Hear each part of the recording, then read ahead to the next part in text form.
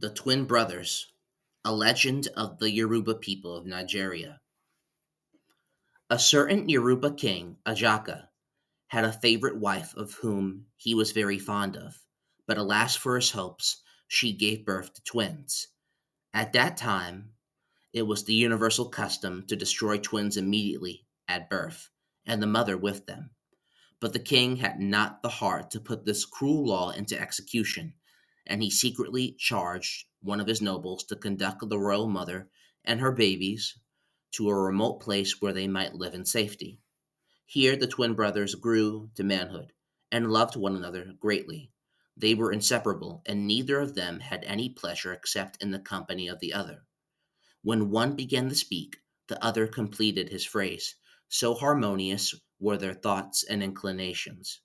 Their mother, before she died, informed them of their royal birth, and from this moment they spent the time vainly regretting their exile and wishing that the law of the country had made it possible for them to reign.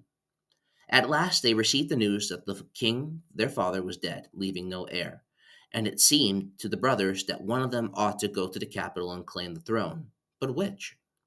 To settle this point, they decided to cast stones, and the one who made the longer throw should claim the throne, and afterwards send for his brother to share in his splendor.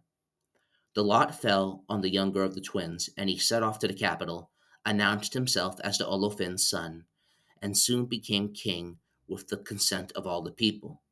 As soon as possible, he sent for his brother, who henceforth lived with him in the palace and was treated with honor and distinction.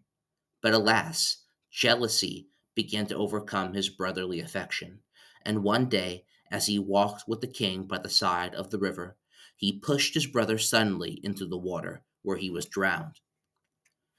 He then gave out in the palace that his brother was weary of kingship and had left the country, desiring him to reign in his stead.